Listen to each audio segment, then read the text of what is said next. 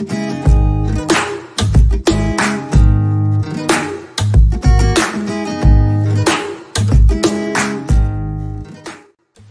this segment of the course, we'll be dealing with understanding sales KPIs. KPI is short form for key performance indicators. And by now you should know what is not measured is not optimized. What happens in most scenarios is some salespeople focus on too many key performance indicators and others focus on too few. In this specific course, we'll try to take you through the best possible key performance indicators that every salesperson should know. And by the end of this segment, you should know how to truly optimize your business. Now, before we dive into these KPIs, let's first understand the attributes that make good key performance indicators. Number one is the goal. You must be as clear as possible when it comes to the goal. Know that at the end of the week, we need 125 sales. That's a lot more clear than we need many sales this week. Be precise, be accurate, and let everyone on your sales team know what exact goal we're trying to drive to. That gives them a benchmark of something they're working towards, and that is the best way of setting up your goal. The next thing is the frequency. Let people know the time frame you're working with. Let it be a weekly frequency, let it be a monthly frequency, but at the back of everyone's mind, let them know that this is the goal we're trying to achieve, and this is the period in which we need to achieve that goal. And number three, have a centralized data source. I mean, yes, you have all these things going on, and calls are going on, emails are being sent, meetings are being had. Can you have one centralized location whereby whichever meeting anyone has is documented, whichever phone call is had is documented, whatever email is sent out is documented? That way, you have information that you can use to review while making future decisions. Now, these are the most important KPIs that every salesperson should know. Number one, total revenue.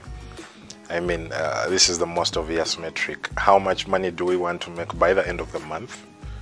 And how much money do we want to make by the end of the year? This should be measured in terms of target format and results format. I mean, this is what we want to get, and have we reached that goal?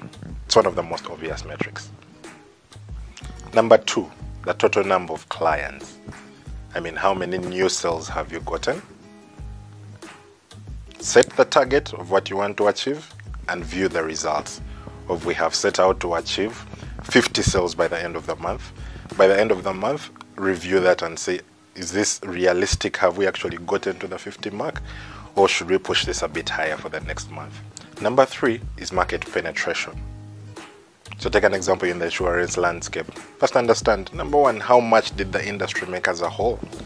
Take an example, the Ugandan insurance industry made 500 billion. Of that portion, how much money did we make? What is our penetration of the entire market share? So as a sales team, you need to understand how much you're penetrating into the entire industry as a whole. At number four, we have the number of deals lost.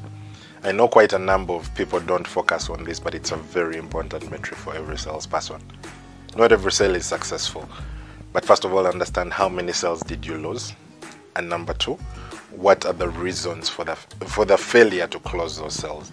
That information is very, very important for you as a salesperson and for the entire team as a whole. Number five, we have the average deal size. Some of the products that you're going to sell are going to be premium products. Other products are going to be low-end products.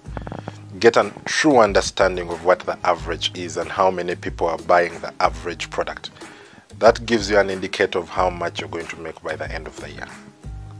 So it's a very important metric for every salesperson to have at the back of their minds. At number six, we have the churn rate. Churn rate is the rate at which clients are falling off. This applies predominantly to technology products. Take an example, you have a software that people are paying for month to month. You need to know how many people are falling off vis-a-vis how many people are coming in. You do not want to have a high churn rate because it means you're losing a whole lot more people than you're gaining, and your cost of acquisition may outweigh that. Your loss may outweigh the cost of acquisition, which may not make business sense to the business as a whole. It may vary from business to business, but those are the most important key performance indicators that every salesperson should know. Now for the people that are taking up our paid course, a link in the description below, we added some extra details and dashboards on how to set up dashboards, how to set up CRM tools to help you visualize and analyze this data much better. So if you're interested in that, check out the link in the description.